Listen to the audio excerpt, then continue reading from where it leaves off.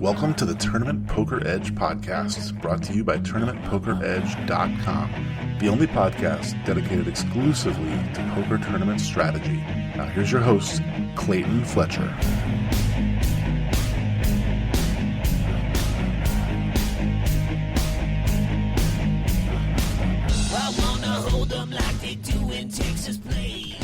Hello everyone and welcome to the Tournament Poker Edge podcast. I am not Clayton Fletcher, not nearly as funny, slightly worse at poker. I am Killingbird, and we are back for an old school style version of the TP podcast. Clayton is on the road, I think on the West Coast somewhere, maybe for like a circuit event or something, who knows. But I'm very excited to be joined by one of my favorite people in the world, TP Pro and Mario Kart legend DannyN13. What's up, brother? What's going on, buddy? It's been a long time. I know, way too long. I'm excited to do this. I'm very excited. I don't remember the last time I did a podcast.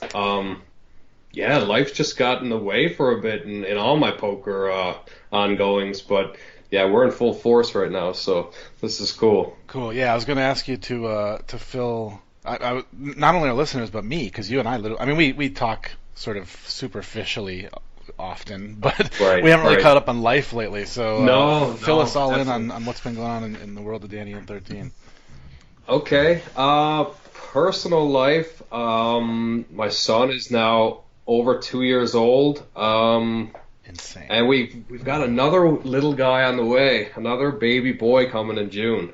Wow. So that's awesome. Thanks, man.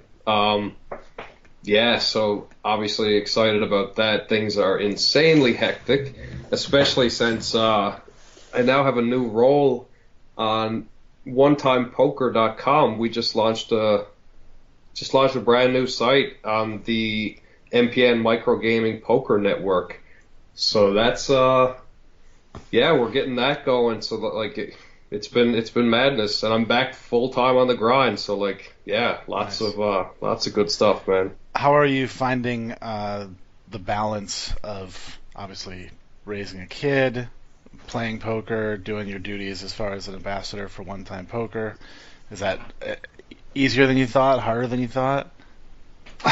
Honestly, I struggled last year big time. I kind of wasn't fully invested in playing poker. My wife went back to work full time, and before, I didn't really know how to go about things. If you're not fully committed to the grind, it's really hard to be successful.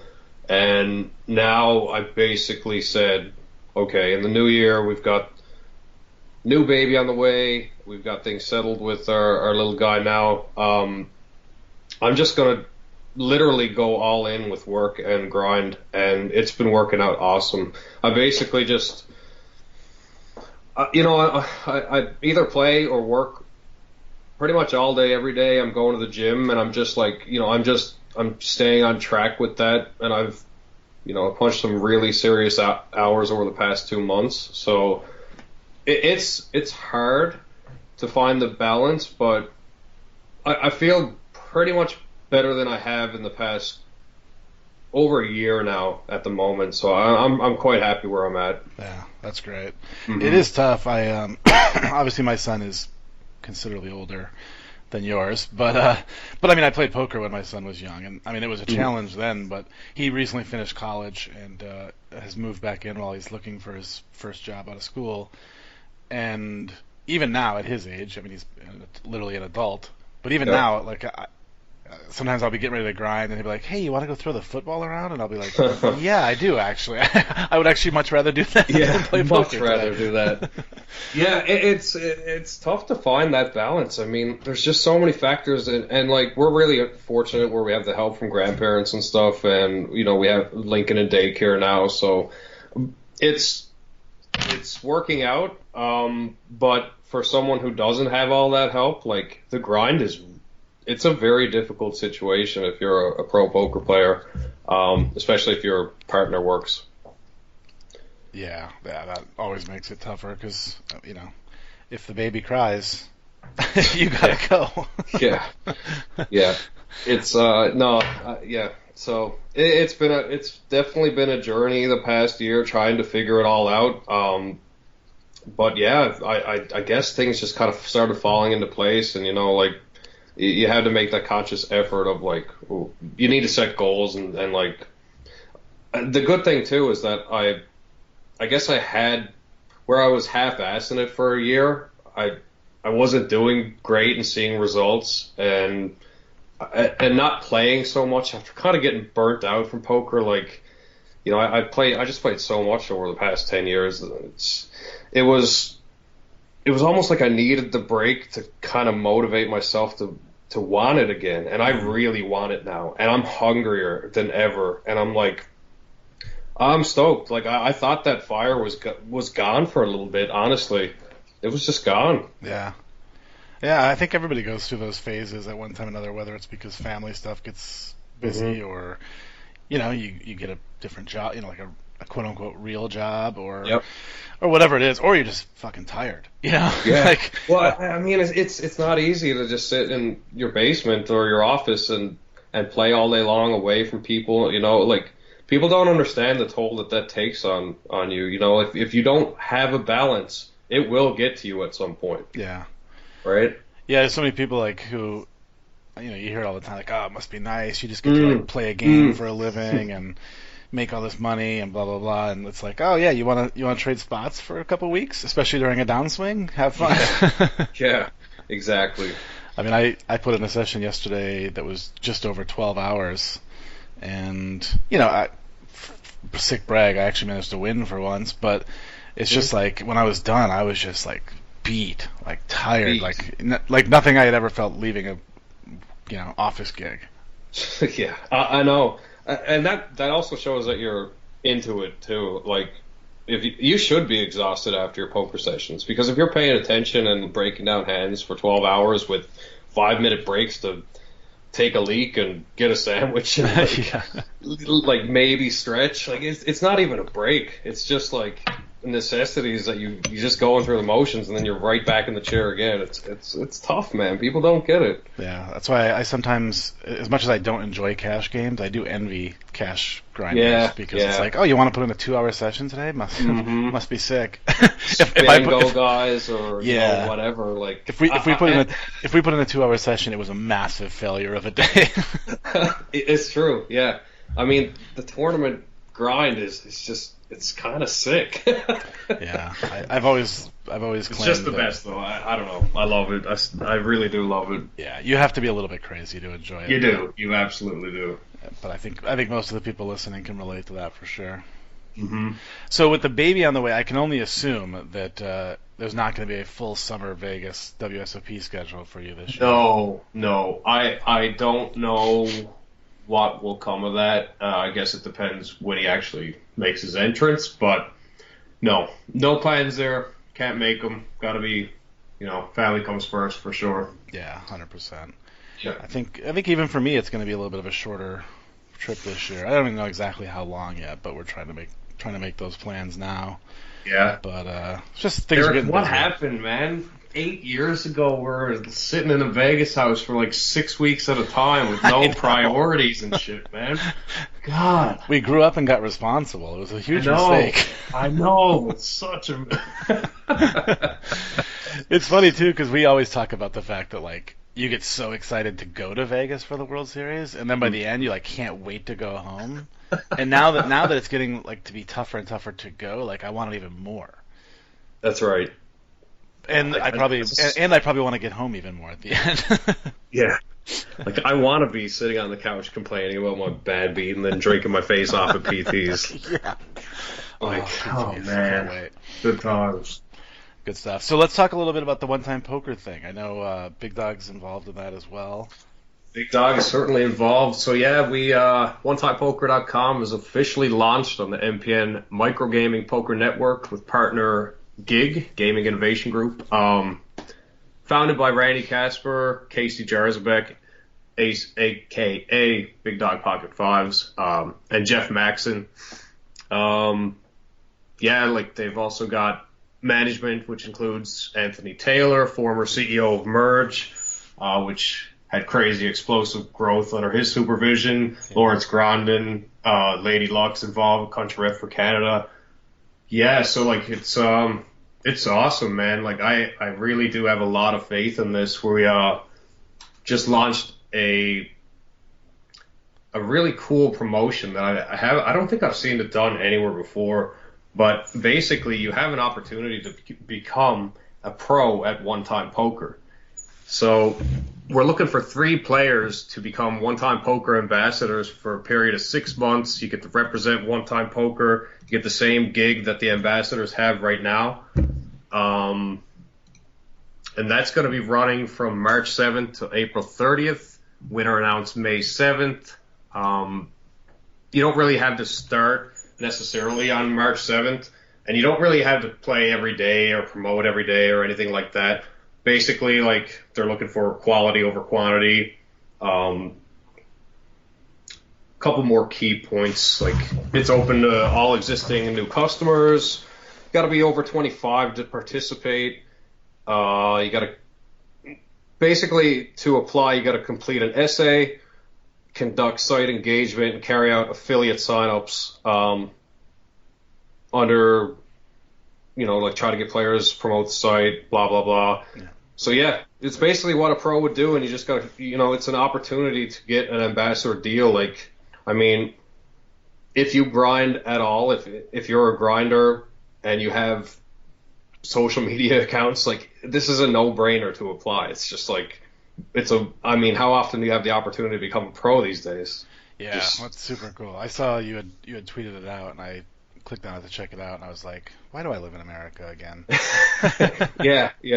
Like, I don't know. I think that's really unique. I think it's a great way to start and get people involved. And that's kind of like the site's goal, too, like, build the community, take players' thoughts, ideas into consideration, and be transparent and make it for the players. Like right now, just for an example, like our tournaments are 10% or less rake. It's not all progressive, super knockout, all that stuff. Like it's basically what I want to be playing, freeze outs. Right. And I want to be playing freeze outs and rebuys and stuff. I don't want every tournament to have some rake hidden progressive blah blah blah. Like I don't know. It's just, why overdo it like that? I don't know.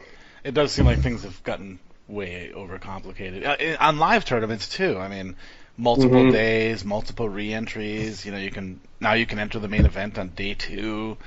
It's just like weird, Yeah. So it's nice to see some sites going back to the basic formats, freeze outs, like you said. You're not playing against a pro who can fire 26 bullets into the 1-9 or whatever. Yeah, exactly. So where do people go if they want to check this out?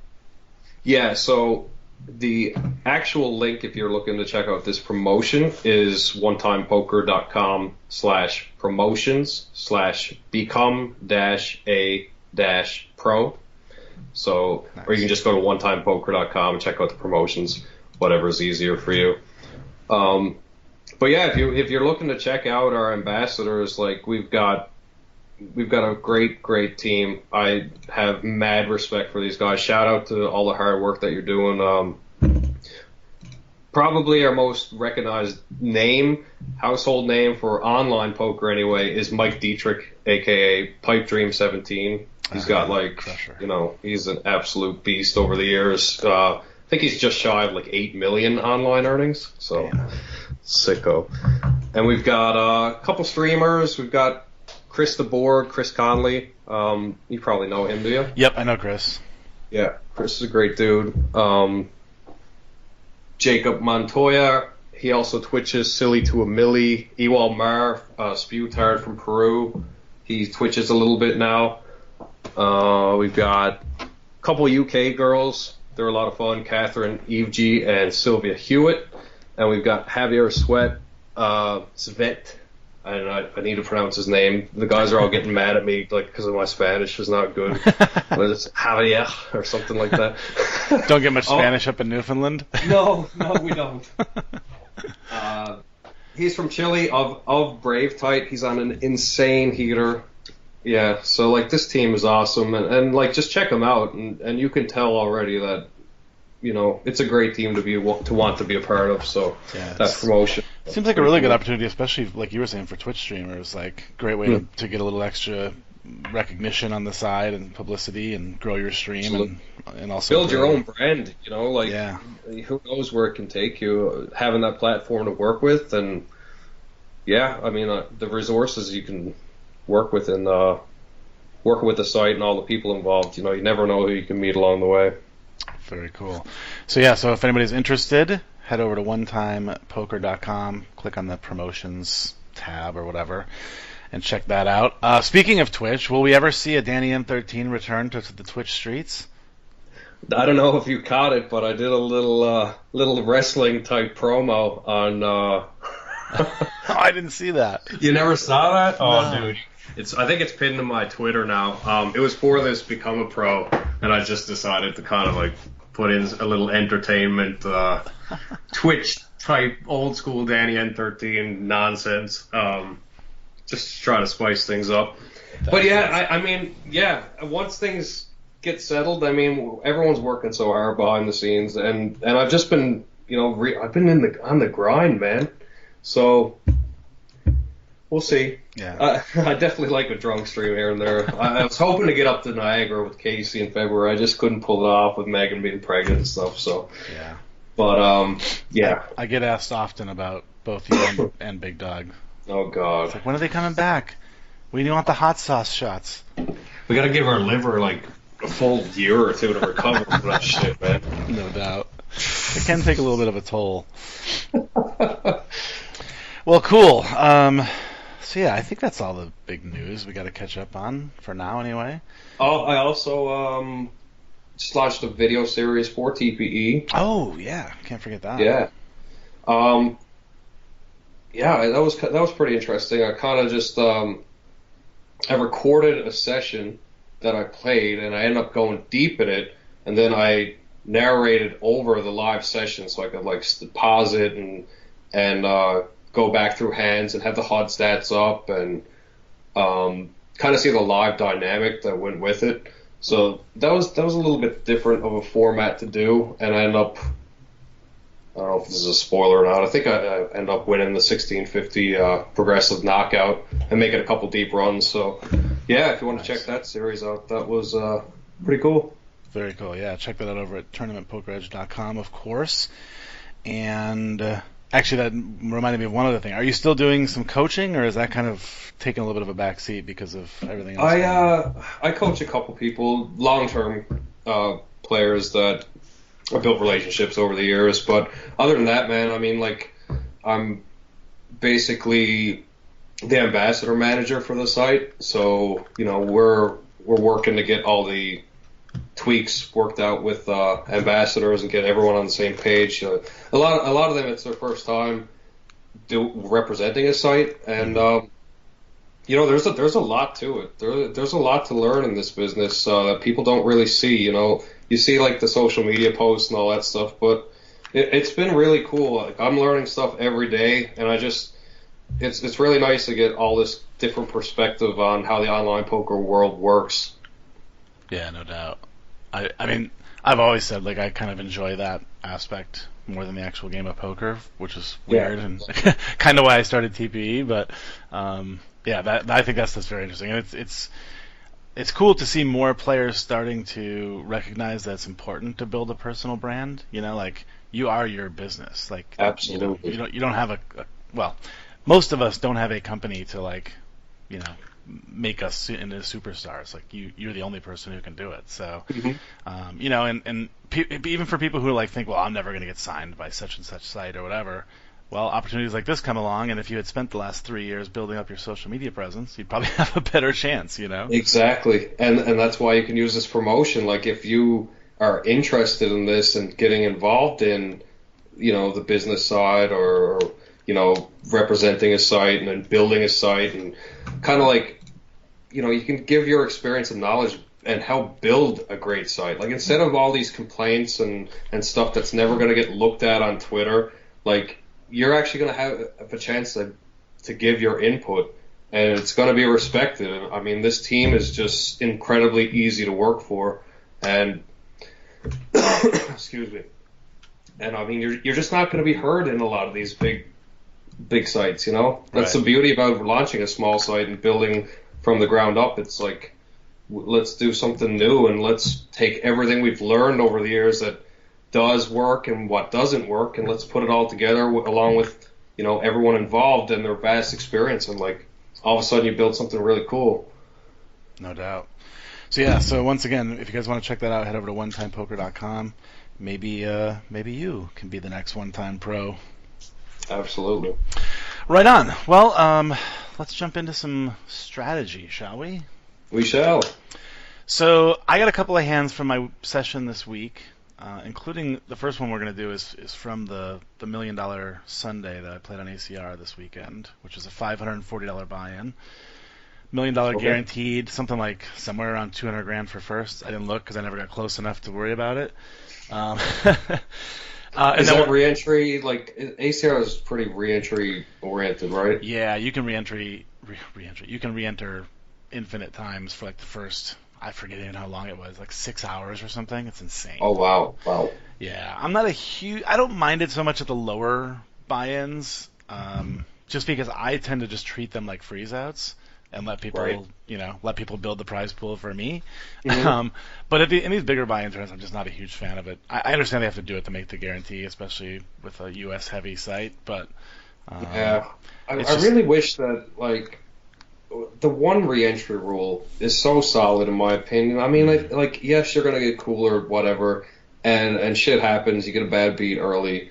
It's the same online or live in my opinion. Like if you like, especially live, if you travel and it's a huge guaranteed event, like yeah, if you bust the first hand, you're gonna. It's like it's just Right. awful, and you should get another shot. I mean, you know.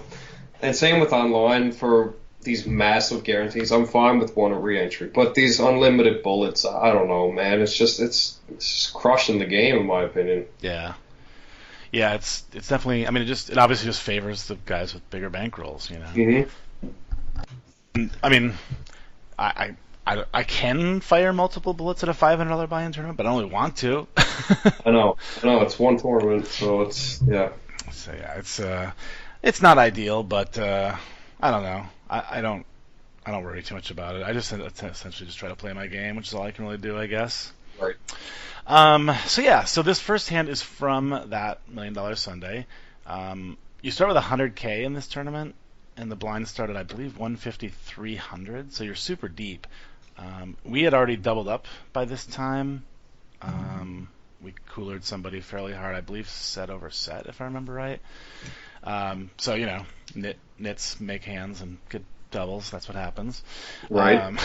So we're sitting on 215K. So we have basically 360 big blinds at this point of this hand. We have Ace Jack offsuit in middle position. The blinds are 300, 600.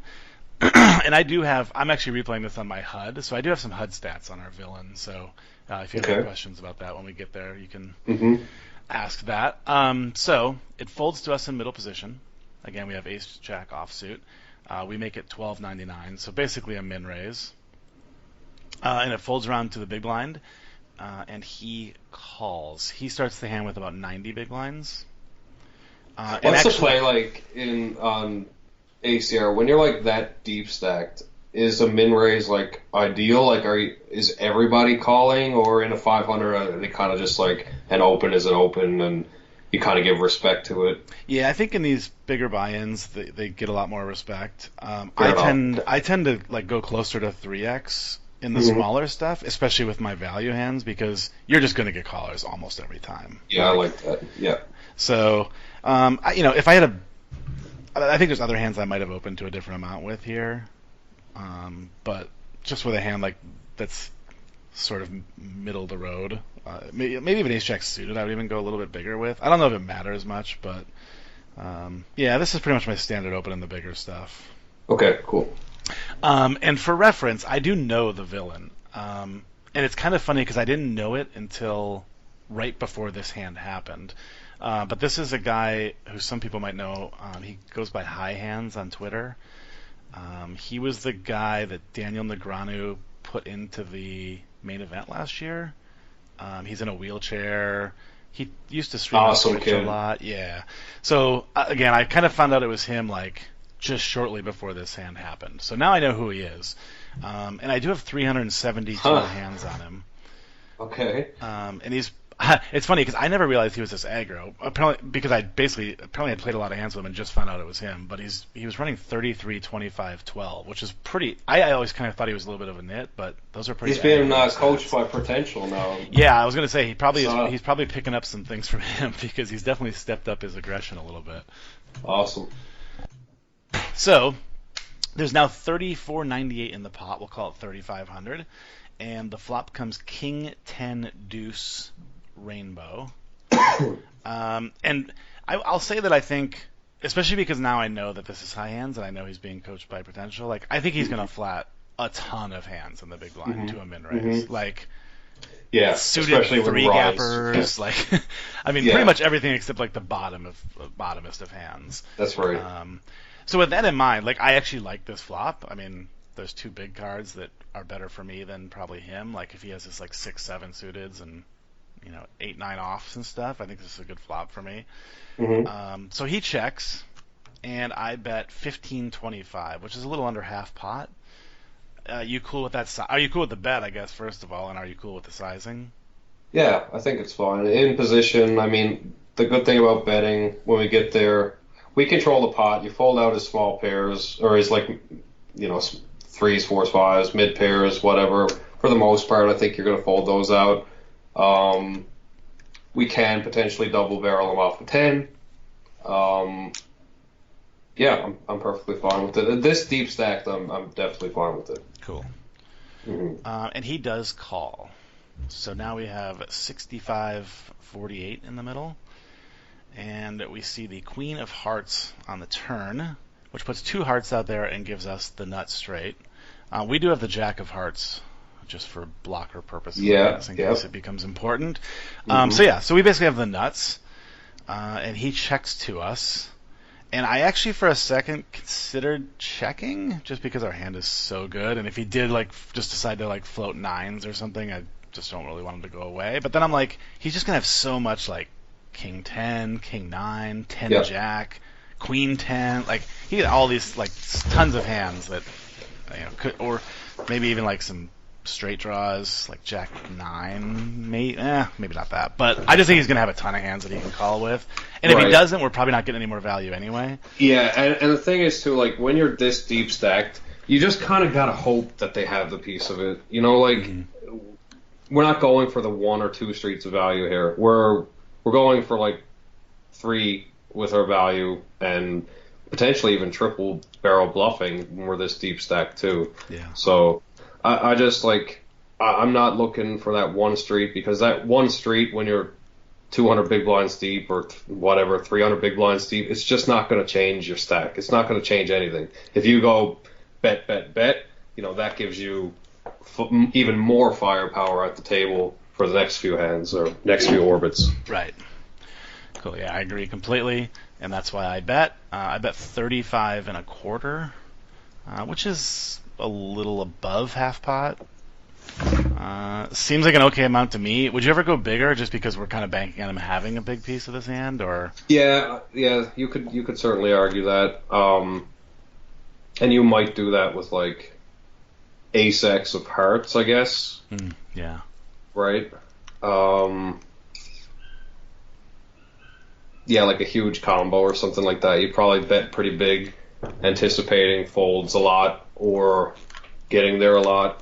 So yeah, I think it's fine. The sizing is certainly not bad. It's not too small. I think you probably could go bigger just because the stacks are so deep. But maybe 4,500, 5K. But again, I'm pretty convinced he has a piece. That's why if he has 2 pair, it's really difficult for him to fold, just because you could have so many combos.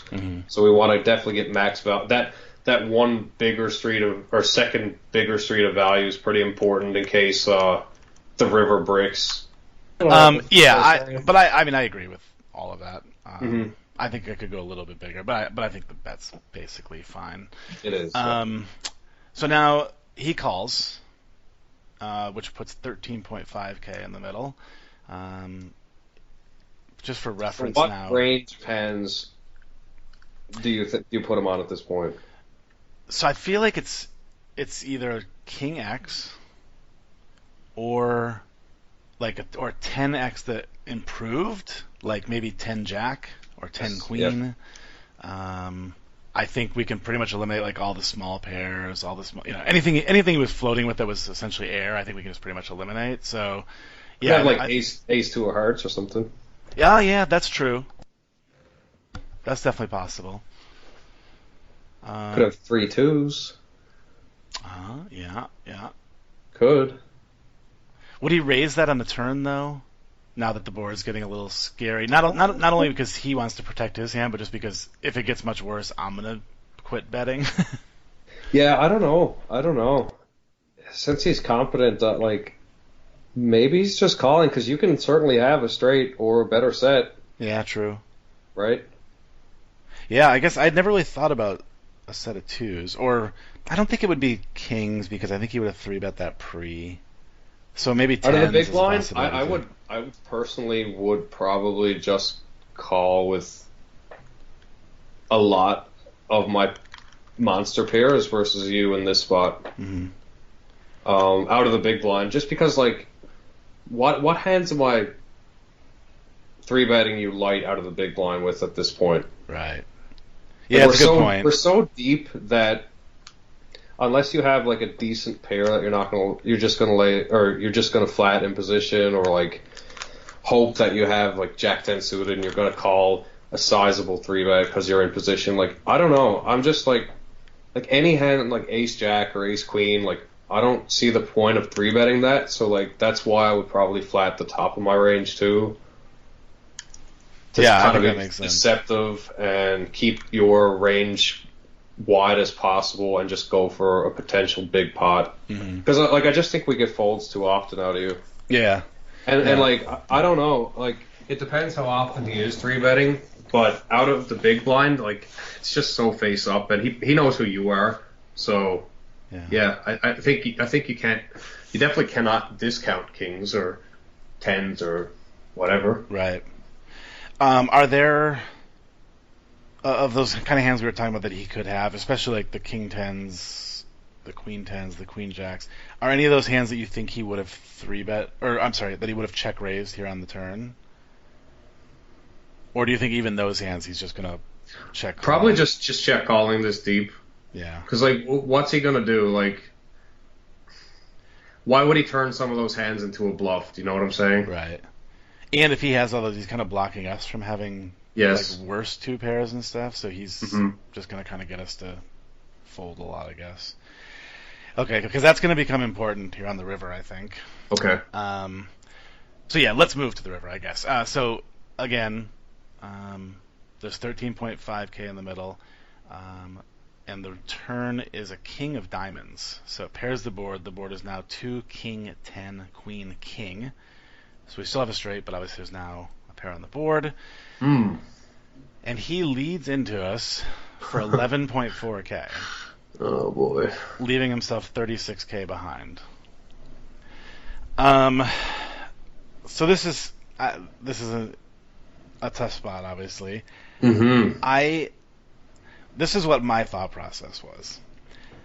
And I thought about it for a while. I remember time banking and really thinking it through. And I'm like, I think I made the mistake of thinking that he would have 3-bet all his queen tens, king queens, all that stuff. Or not 3-bet, I keep saying that. Check raise those on the turn. Okay. Just because the board was getting wet. Straight potential, there's 2 hearts out there, flush potential. I just think out of position, I know this is your thought process, but out of position, I think anyone competent is not going to put themselves in a really tough spot, even though it's getting wet. Do you know what I'm saying? Yeah. Yeah, I think now that we kind of talked through that turn, that makes way more sense to me. In game, for some reason, I was like, he either has the same hand or he has King X.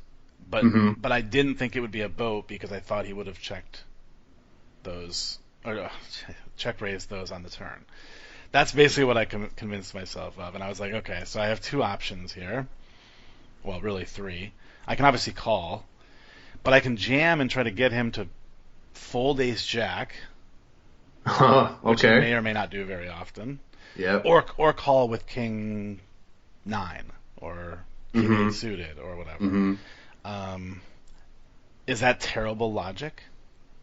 I think it's really good that you're considering all options. I think everyone's not everyone. I think the majority of the population just calls here and doesn't even consider that ever. Yeah.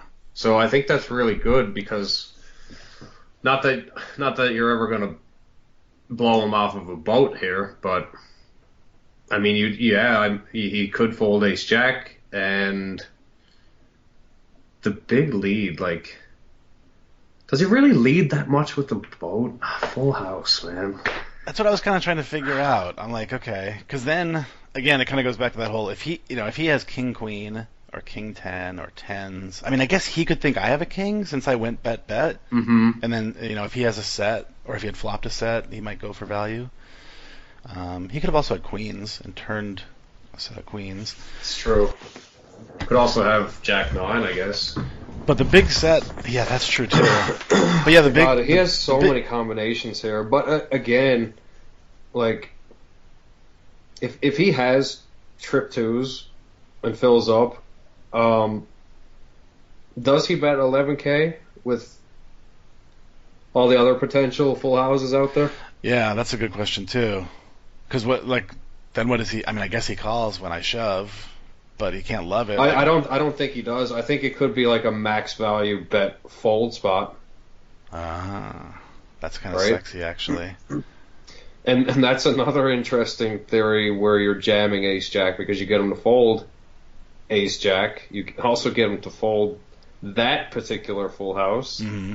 And I guess he could find a fold with it. Also, he could have trip tens. And then fill up 2 and potentially fold that. That would be kind of sick. But I don't know if he folds that. I don't know. Yeah, it was an interesting spot.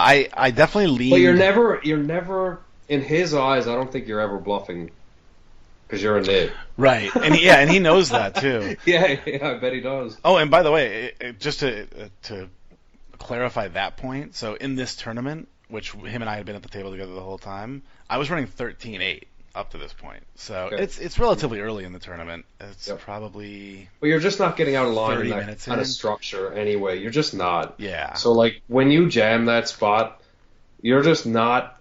The worst hand you have is Ace Jack. Right. And that's I think it's very rare that you're jamming Ace Jack here. Just because I'm not. I think the structure just like. I think we just call and not get too fancy with that many big blinds. It's just like, let's just win this pot or lose a decent sized pot either way. Yeah. And it's not detrimental to our stack either result. Mm-hmm. Yeah, I think that all makes sense. Yeah, that's a pretty tough river though. But again, if he's going to take this line and he bricks, I mean, the flush did brick. So many combinations brick too. And he could be betting Jack 9 for value here. So I don't think we can ever get away from it. Yeah, we're never folding, right? No. So I thought for a while, like I said, and I was basically just sitting there with my mouse hovering over the call button. I'm obviously calling, but I was just trying to kind of think it through. And then I was like, well, wait. What about all those things that I thought about? That's cool. Like I like King that. X and can I get him to fold Jack 9 or Ace Jack? And I ended up shoving, basically going for it all.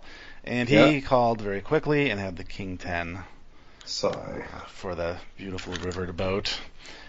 So obviously regretted it in hindsight, but like you said, I was kind of happy that I actually took some time to think it through, even though it resulted in making a mistake. The only thing I guess it's in a $50 tournament or something not near as deep stacked and not dragged out, but like really good structure. I mean, I think that's something you should definitely consider. And I don't really mind you going for it. I would tend to take a more small ball approach in such a big, good structured tournament. Yeah. Like this has just so many levels, right? And that's why I don't think anyone's getting too out of line. Yeah. Yeah, I think in hindsight, like even if I had, say, deuces here, I should still probably just call. Yeah, yeah. Like it's just because I do think he's going to fold a lot of hands that aren't a boat, you know? And I also think, like, playing in this field, it's why do we have to play against high hands when there's going to be that much better spots? Mm-hmm. We don't really need to play the ego game with this guy. Let's just either win or lose a mediocre pot and move on. Yeah, good point. At later stages when, picking up this huge pot or going for that sig value puts you in a position to win the tournament or something, I think it's a bit different. Yeah. Yeah, because, I mean, there's 13K in the middle, and I'm somehow trying to get 50K more in. Like, it just doesn't really seem necessary, Yeah, you're trying to get 100 big blinds in and fold him off the same hand or get a superhero call when you're just, like, never bluffing. So, like, I don't know. Yeah. So, live and learn, and then shortly later we ran tens and aces, blind versus blind, and we went about the rest of our day. It was great. So I have one more, and then we'll go to yours. Cool. Let me pull this up here. So this is just from a $6 rebuy, so it's not a huge tournament. But we had gotten off to a decent little start. We had a decent stack. We are at 200, 400, which is still during the rebuy period. And we have just under 15K. We are again in middle position, and we have pocket nines. It folds to us, and we make it 800, a straight min-raise. I know that during this tournament I was super mass tabling, so normally I probably would have made it 899 like I always do, but I was like 10 tabling, so I just went... I think with the given stacks it doesn't even matter. Yeah. It folds around to the big blind, who has 6,400, and he just calls. Now the flop comes 8, 10, jack, all hearts, and we do have the 9 of hearts. So we flop open in a straight draw, open in a straight flush draw, and obviously we still have a pair of nines as well. Villain checks. There's 2150 in the middle. Villain checks, and I have to check back. I feel like our hand is just like so good that I don't really want to get him to fold yet. And he only has 6K behind us, 2K in the middle, so I don't think I need like 3 streets for when we do get there. But I don't know. Are you betting this flop like every time, or? I think what does he have? How much behind 60? 6K. I think I would just bet and shove. Yeah. I think I don't really see any reason not to. Our equity's going to be so good. He's going to get it in with. Like, if he has the ace of hearts, he's going to get that in, and it's hard for him to win. Any jack he has from that stack size, he's just going to get it in for the most part. Yeah, Queen, I wonder jack. I think maybe I should have treated it more like a rebuy.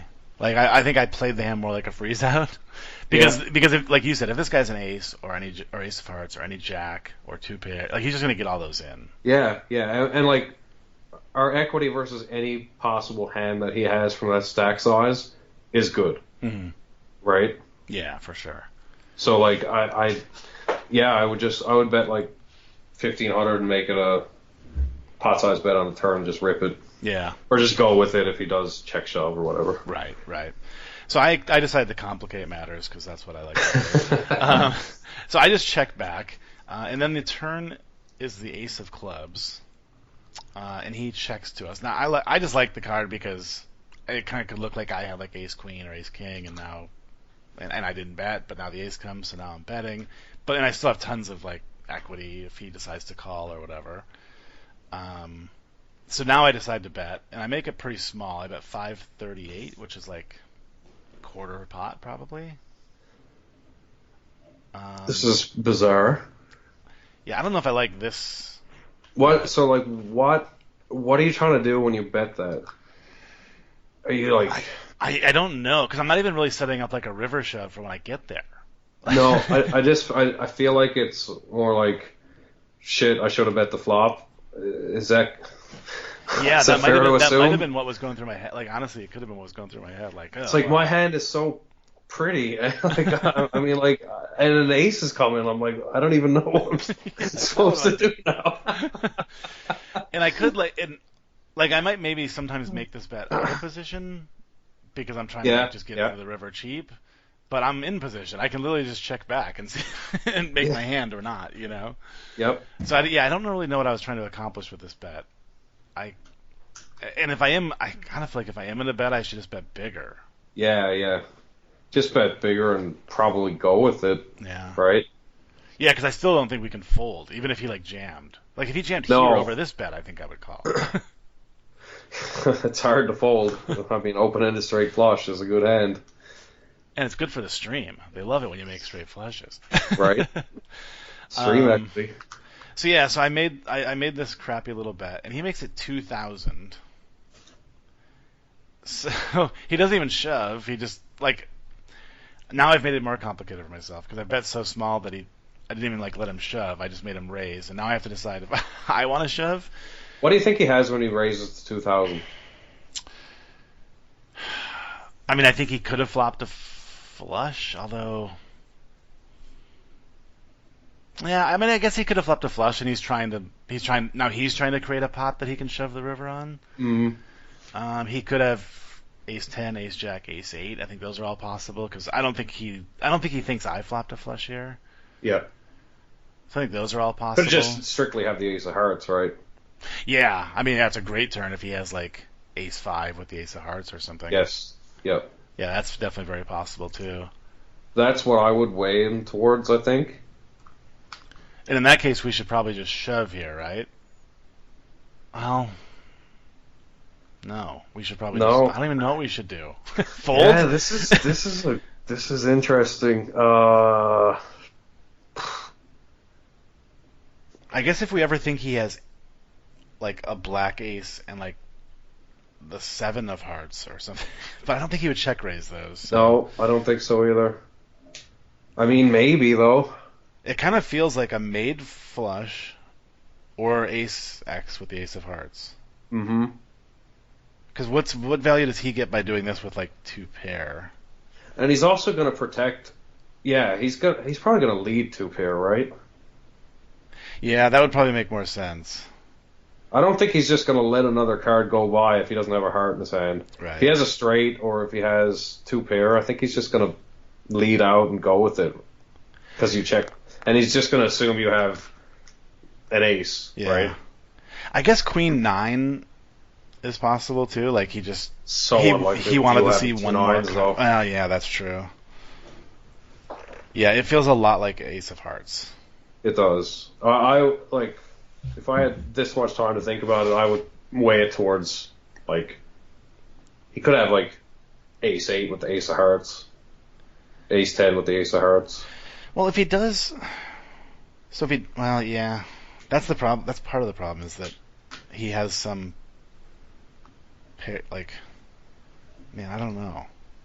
He definitely has something quite strong to be able to check raise on that turn. Yeah. With that board after you check in the flop, like, I mean, when you open, he's going to assume your range is weighted towards some kind of ace X when you check that flop, right? Right. If you had any set on that flop, you're going to bet. If you had an overpair, you're going to bet. If you had 2 black queens, you're probably betting, right? Mm-hmm. And my bet does look like something like that, like queens or not jacks, but yeah, maybe like queens or like, but without the heart. Where I was just like, let's see one safe card and then we'll bet. Yeah. And then I saw a non-safe card, so I bet really small. I just need to see that river, please. So I guess the question now becomes: Are we Like, if we're leaning him that heavy towards like the ace of hearts, are we just folding this here? I mean, because we do still have our straight outs too. We do. But like the fact that he's check raising, like it's like I don't know what else he would have other than some sort of ace heart X that he would be comfortable enough to check raise here. Yeah. The funny thing about this hand as we're talking about it is that I have not looked at the results and I can't remember what he has. So okay, cool. We're gonna find out in a minute. So I think maybe just folding here is actually best. I guess just fold. It's just such a confusing line just because to me the standard would just be to bet, get it in versus 15 big blinds to start 17 big blinds. You know, you flop open-ended straight flush draw, you just bet, get it in. Right. Versus that stack. I mean, as the stacks get up 50, 60 big blinds, if you took a line like this, things would be a lot different. Yeah, and this really sort of shows how you can complicate things for yourself so much by making a mistake. Yes, early absolutely, absolutely. Like you would kind of think, oh, I have an open and a straight flush draw. There's really no way I can fuck this hand up. Like, let's just let's just do whatever we got to do to get all the money in or whatever. But we fucked it up pretty bad, and I think folding is now probably best. Yeah, because like if you're deep stacked, at least you can kind of compensate for a mistake because you can afford to call and see what the river brings or whatever. Yeah. And then reevaluate then. But from this stack size, this is so bizarre because he's only playing off 17 big blinds and he's check raising a turn with an ace. It's like, what is he putting us on? Yeah. Right? So needless to say, since we've decided that folding is probably best, I didn't. I called. So now there's 6.1k in the middle. And to make things even more interesting, we get the 9 of diamonds on the river. Oh, no. So now it's 8, 10, jack of hearts, ace of clubs, 9 of diamonds, and if anyone has forgotten, we have the pocket 9. So we've now made a set, and a straight draw has basically gotten. You know, if you had a queen or a 7, if he has a queen or a 7, which is certainly possible. I don't know if it's super likely. I think I'm pretty content on the ace being like the nutty nut hand. Like that just seems to be what he has. Mm-hmm. So now, so we have the set. There's 6k in the middle, and he open shove for 4k. Oh boy. So now it just gets more interesting. It's funny now because now that we've kind of talked this through so much, I'm just so convinced that he has an ace of hearts that I kind of feel like we can just call really pretty comfortably. Yeah. I thought the river was a tough decision until we kind of talked so much about the turn. Yeah. Unless he has ace queen with the ace heart, but I think he would have got that in flopped pre. the flush somehow. Yeah, true. Flopping like king queen of hearts here is definitely possible. Mm-hmm. Even like 6, 7 hearts or something like that, I suppose. That those combinations can make sense too. Yeah. But like the only thing that gets me is why is he so confident on the turn? Right. That's the thing. Like, how in the world is he check raising without a made hand or a very nutty draw? You know, like a very nutty draw. And we blocked the nuttiest draw. Like he can't have ace 9, you know, with the 9 of hearts or something like that. Or ace 9 with the ace of hearts. So yeah, it's really weird to me. And he's not defending crazy wide off of 17 big blinds. I don't think.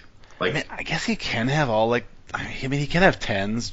No, I think he would have shoved all those pre. No, he shoves all those pairs pre. Yeah, so we can pretty much eliminate boats. He doesn't have, sorry, other sets. We can eliminate other sets.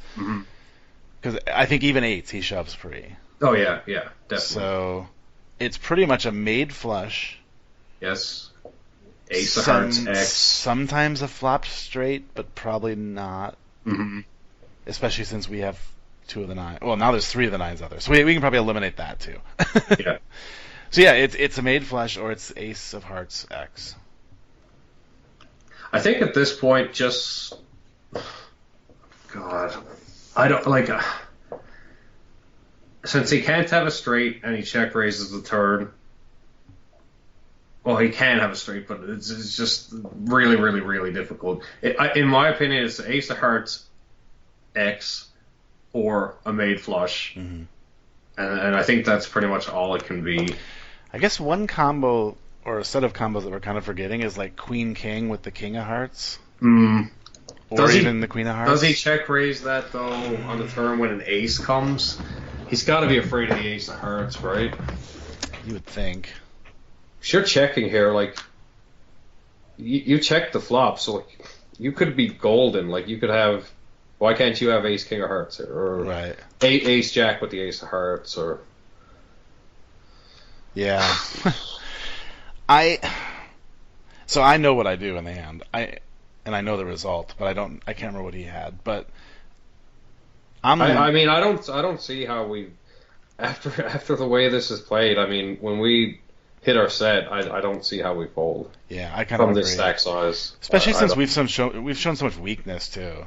Yes, like checking the flop, betting like a wuss on the turn. like we haven't shown any strength at all. So he can try to shove and get us to fold. One thing really important about this hand though, like, is just you got to be really careful with your bet sizing versus certain stacks. Like, do not allow them to make a play on you that's going to put you in a tough spot. Mm-hmm. You know? Yeah. Because like he can even check raise this and he can potentially fold, right? Like, but if you bet, even if you bet 1,200, like, he's not going to check raise and fold. Right. So like it just narrows his range that much more. So it just puts us in a really weird spot. Like, that's why we do this bet versus certain players when we do have it, so we can induce action like this. Right. Yeah, I definitely agree with that. It's a really good point. So I do call, and I win the pot, and now I'm going to reveal to myself and the audience what he has, because I can't remember. Villain shows us the 4-5 of clubs. Wow, nailed it.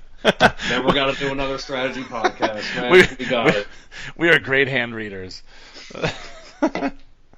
Wow, that's great. What is he doing? What? Could he possibly pick a worse flop and turn to ever, like, turn into a bluff? Or not even turn into a bluff. Threw us for a loop there.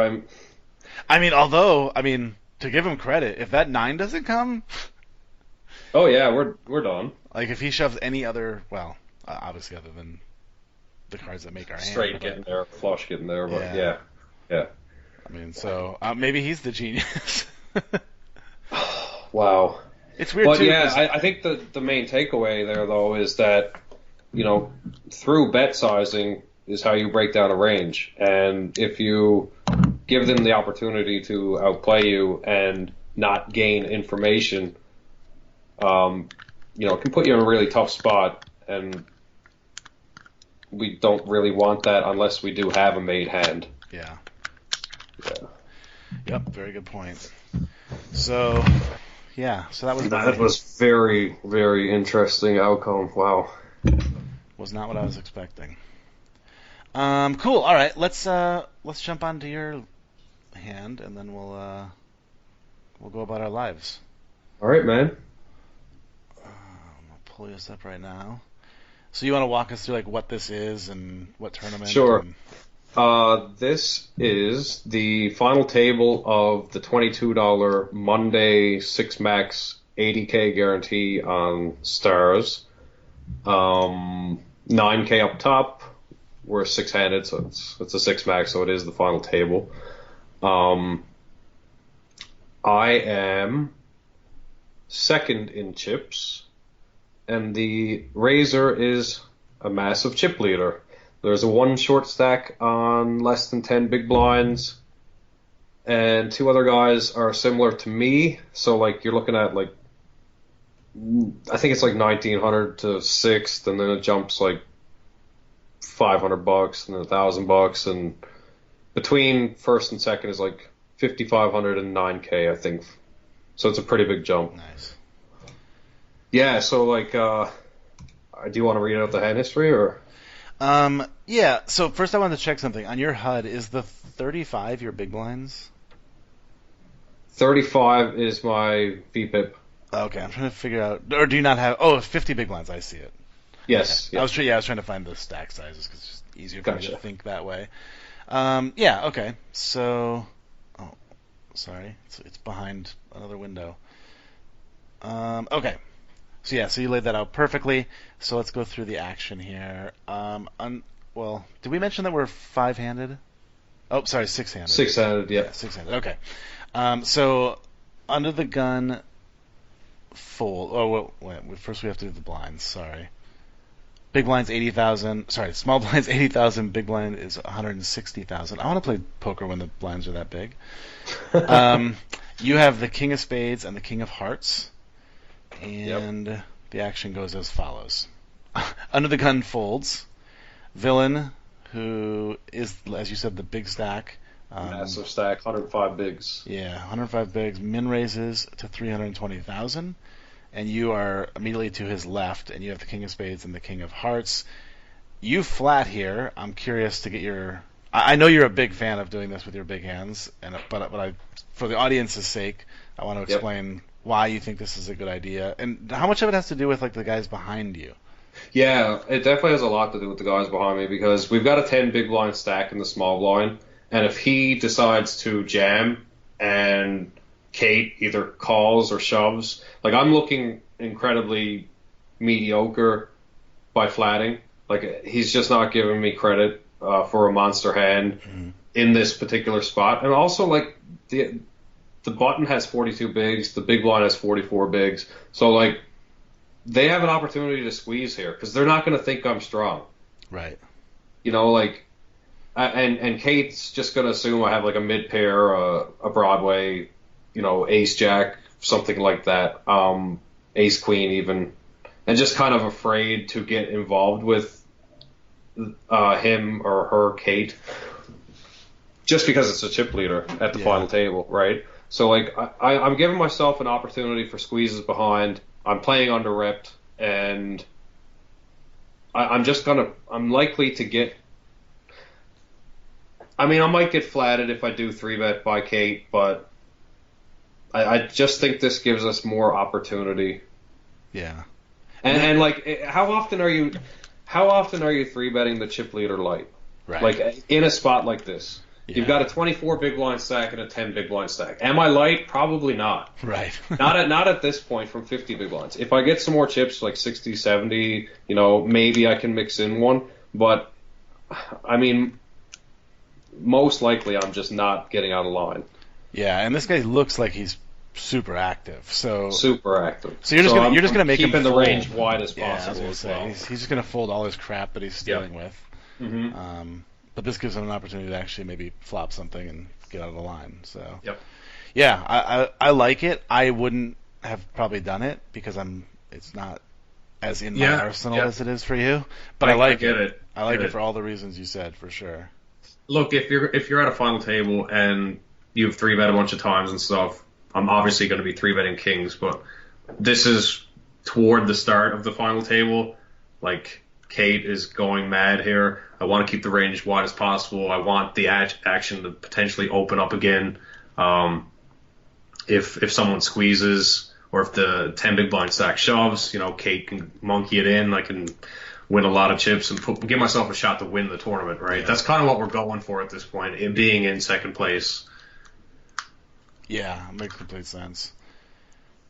The only thing I think one of the reasons that I shy away from doing this more than I do, and it's not a good reason, but I think it is my reason, or one of my reasons, is especially now with big blinds realizing that they can call so wide to min raises. Like, we're just giving them that much more of a price and inviting them in. And I have this bad tendency to think of that as a bad thing. When it's actually a good thing. Yeah, I mean, it can put you in some tricky spots. It can get super tangly. It's a risk-reward situation. I mean, like, if an ace flops, I'm just, like, shutting it down. I'm I'm probably not even going to float one with kings, and it sucks. Or if it comes like 7, 8, 9, I'm just checking like pretty much to the river and deciding, you know. So you've got to have the discipline if you're gonna make this move. You kind of got to be prepared for the worst as well. You can't just be like, oh shit, I should have 3-bet kings. I'm going to play off emotion now. I'm going to take that to the turn and river and just keep calling because I have kings and I'm pissed off and I should have 3-bet, you know? Right. So you just got to be aware that this might not work out, you know? Yeah, for sure. Well, cool. So you flat, the 3 players behind all fold. So we go to a flop with about 6, 7, 8, 9, I don't know, maybe like 976,000. Yep. I see it right there. So just under $1 million in the pot, and the flop is a pretty good one for you. King of diamonds, 9 of diamonds, 6 of spades. Top set. So top set. There is a flush draw and a straight draw out there, which I guess is worth considering. But obviously overall we're happy to see it. Kate, the villain, bets 480K, which is basically half pot. Yep. So this is interesting. This whole hand is interesting in my opinion. Like, I think it's a good one for a bunch of different reasons. Like, A, pre-flop, and B, flop. I think there's just so many options involved. That's why I really didn't pick it out. Yeah. I have a feeling too. Like, I have a feeling that I'm going to do everything different. And I don't think that's fine. Good or bad. Yeah, I don't think it's it depends on your style. I mean, what. I just think it's good because we do have 2 different styles, and like how to go about something like this. There's not just one option to play a certain hand, you know. Yeah. Or even, I mean, I think we're going to take different lines the entire way. Yeah, I think that's probably the case, but. That makes it more interesting, so that's cool. So I think before we get to what you do, I'll tell you, I would tend to call here. Obviously, we are risking things. Well, now I'm looking at the stacks, and I'm trying to think of how we get this all in. And I'm not sure flatting is going to allow us to do that. 400. So there's going to be basically like 2 million in there now. Maybe it's... No, I don't think we can get it all in. Yeah, maybe raising is better. I was gonna say flat. It depends a little bit on how much this guy's how much he barrels. Like if he's a habitual double barreler, then I might call. But I think now that I think about it, I actually do think I like the raise, which is what you opted to do. Why? What was your reasoning for raising? Mine would be that I want to build this pot to where I can get all the money in. I definitely want to build. Draws. Yeah, I definitely want to build the pot, and I also. I am kind of protecting my equity. I mean, it is a final table. If I was in the mid stages of a tournament versus a spaz, I mean, I would probably just call here as well. But it's kind of tough to get stacks in, and I'm so under-repped, like, I can have a draw here. My range is more weighted towards a draw here, in my opinion, like...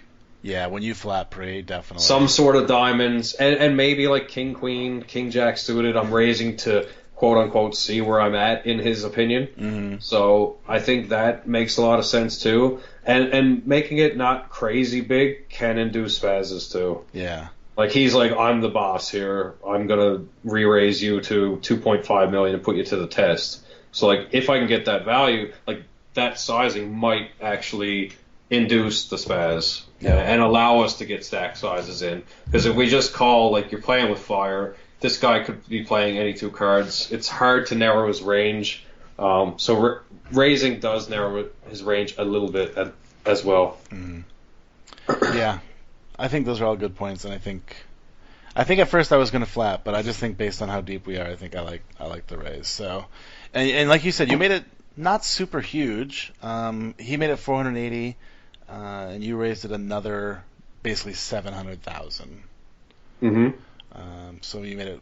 Well, I'm not even going to read that long number, but so but a smaller raise, which I think is cool because, like you said, you can get him the tool out. He's not going to fold probably too many like queens, jacks, tens, all that stuff. The thing is with his stack size, like he can call with any jack 10, queen 10, 7-8, 7-10. Like I think.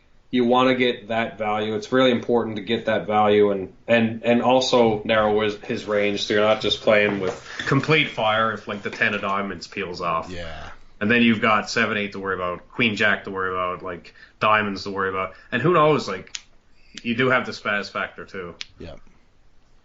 Yeah. So I like it.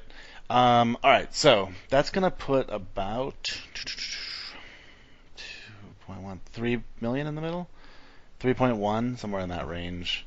That is going to put 3.3. Oh, I was somewhat close for being really bad at math. All right, so 3.3 in the middle, and the turn is the 4 of clubs, which is just beautiful to see. Isn't it? I love. There are very few things better. Flopping a set is better, but then seeing a turn like that is almost as good. It is true. So now the board reads King of diamonds, 9 of diamonds, 6 of spades, 4 of clubs. We still have the top set, and our villain checks to us. I mean, he called the street, so I don't see any reason to like slow down too much. I would bet here for sure, which you do. I think I would have gone smaller though. Well, yeah. So I'm kind of curious to see your thoughts on the sizing. So we said there was 3.3 in the middle, and you made it almost 2 million. Yep. Which is going to put, if he calls 7 in there. Well, that's pretty good, because that's like a half pot bet for you on the river. Which he might just like call with all those draws we just talked about, and then be like, right. Oh shit, now I... but if he has his draws... So my thoughts are kind of like, okay, the pot is massive. Clearly in second in chips at this point, even if I just take it down. But it's incredibly draw heavy right now. I want to get max value out of those draws. I want to make him pay for those draws. And, I mean, he could still be putting me on a flush draw or some kind of combo draw. Mm-hmm. Yeah, because right? you can still bet this amount and fold. Yes, that's right. So I think, yeah, so we still give him that spaz opportunity. Yep. But we're also going to probably still get value because he's so deep from, like I said, all those draws we talked about. Yes, I think we should make him pay for the draws. Yeah. But not force him off the draws. But you know, if he's gonna suck out here, we're gonna make him pay for it on the turn. Mm-hmm.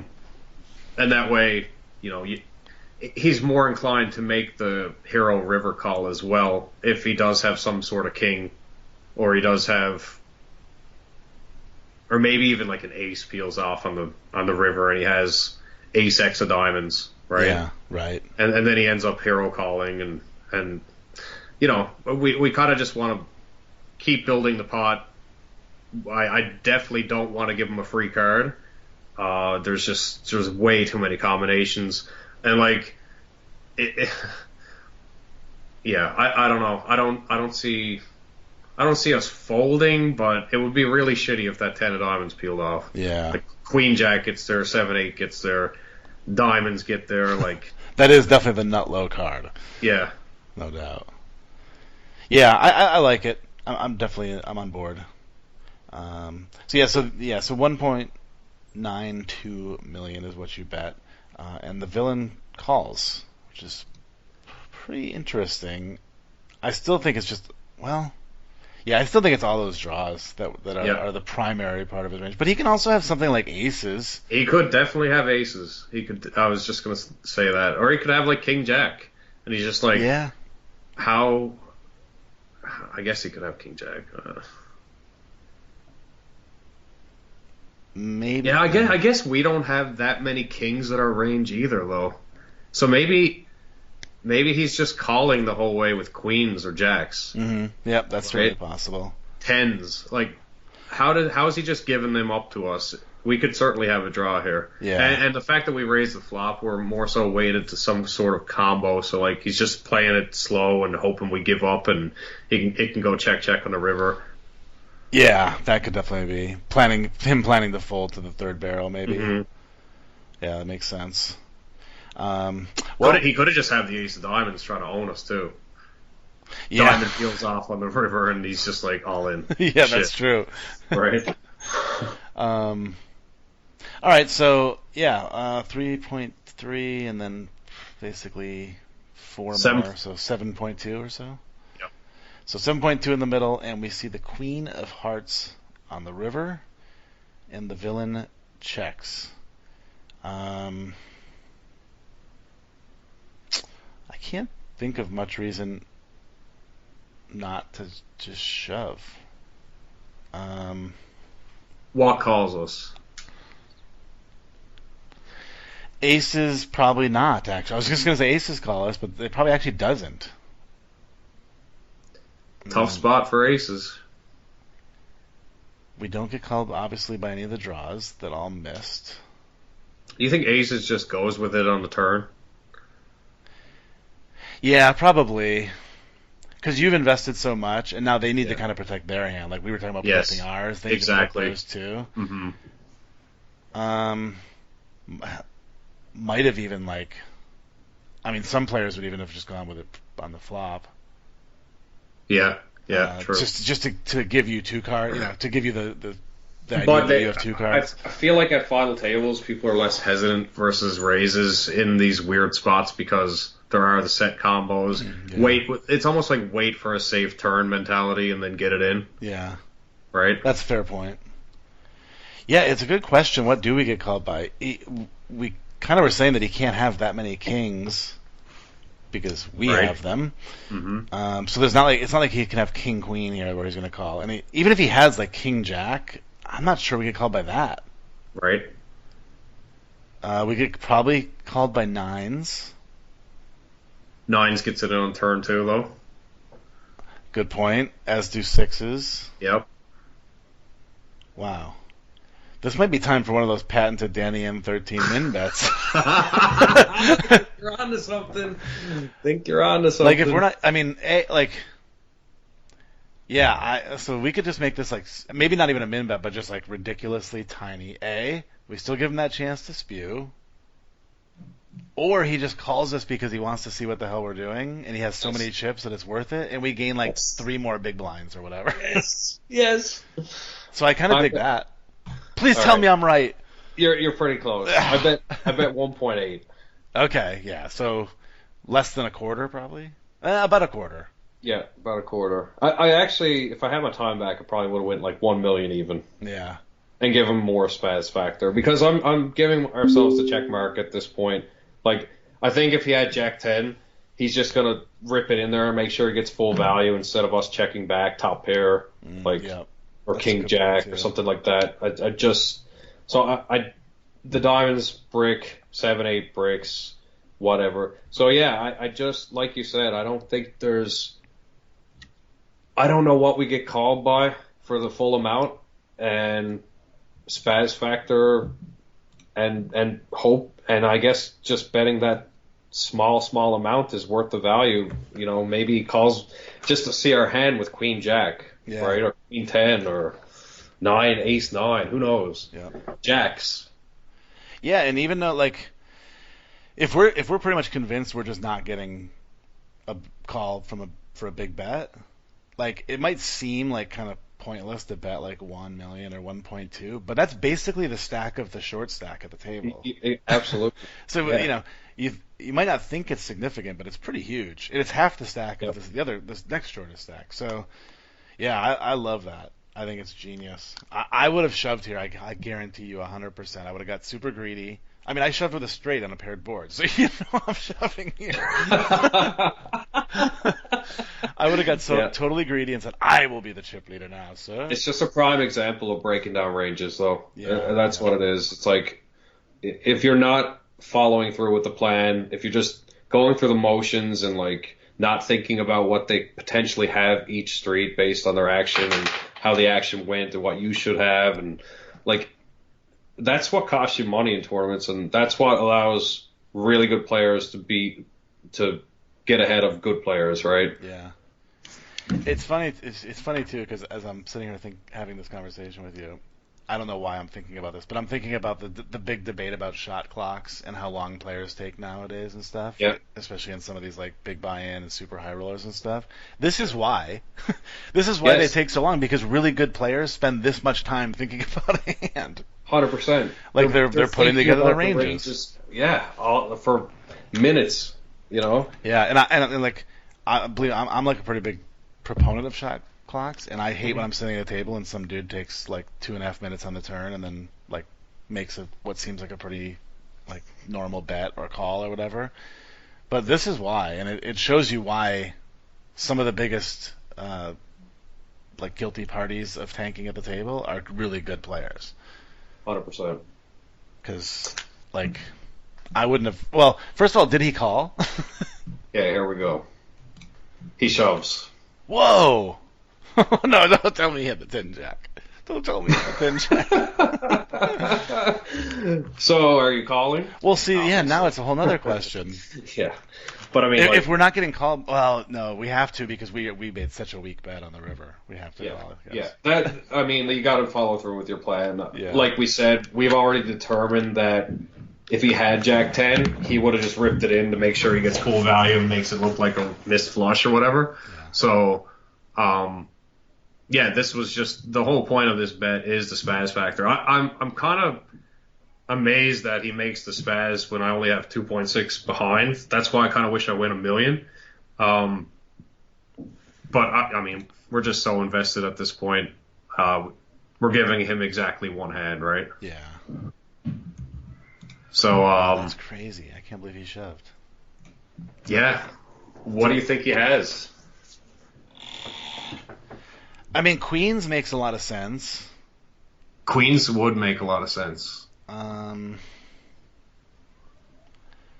just can't fathom it being 10-jack for a bunch of reasons. Mm-hmm. Unless it's exactly 10-jack of diamonds. Diamonds. That's the only way, right? Yeah. Yeah.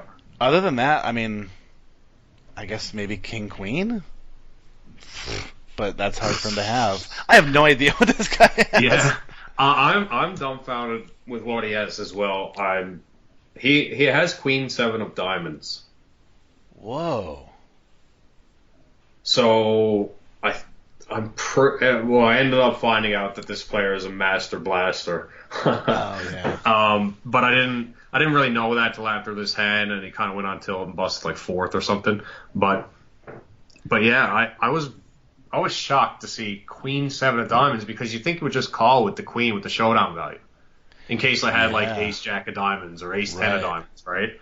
Or even like lead with some kind of blocker bet or something. And Yeah.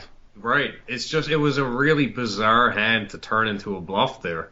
Like that would be, I would never ever in my life put that in his spaz range. Doesn't make sense. You just make the call or you make the blocker bet and hope that I have, I either missed or had Jack somehow or something like that, right? Yeah. Yeah, that makes no sense to me. No.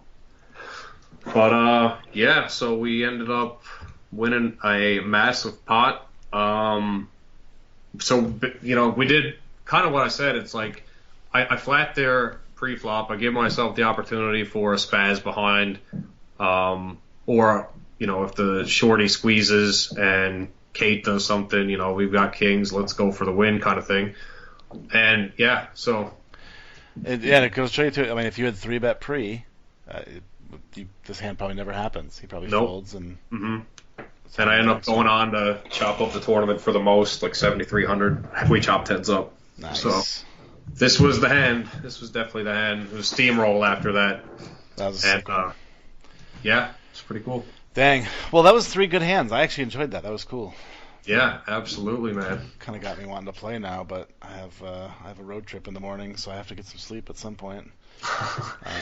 But dude, it was super good catching up, man. Congratulations on the new baby coming. Congratulations on everything going on with One Time Poker. Again, for anybody who wants to go check it out, possibly even become one of their next ambassadors, head over to One Time. Use your one time. You gotta use your one time to become a pro, baby. I've already used mine like 8 times. It's never worked. Never worked. Hey, maybe anyone but Derek can become a pro. It's great, man. Thanks for having me on again. Great discussion and good catching up with you as always, dude. Yep, definitely enjoyed it, and hopefully I'll see you in Vegas. But if not, maybe I'll make it up to Newfoundland for the moon thing that's going to happen. The moon thing, nice. Cool.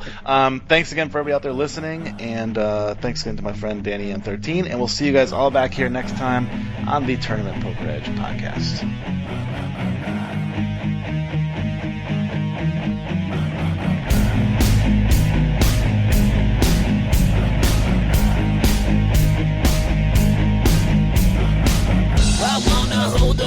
they do in Texas, please. Fold 'em, let 'em hit me, raise it, baby, stay with me. Luck and intuition, play the cards with babes to start. And after she's been hooked, I'll play the one that's on her heart. Oh, whoa, whoa, whoa, whoa. I'll get her heart, show her what I got. Oh, whoa, whoa, whoa, whoa. I'll get her heart, show her what I got. Can't read mine, no she can't read a mile. Hold the face, she's got to love nobody. Can't read mine, no she can't read a mile. Hold the face, she's got to love nobody. Poker face, poker face. Poker face, poker face. I wanna roll with her, a hard pair we will be. While little gambling is fun when you're with me. I love it. Russian roulette is not the same without a gun. And baby, when it's love, it's not rough, it isn't fun. Oh, whoa.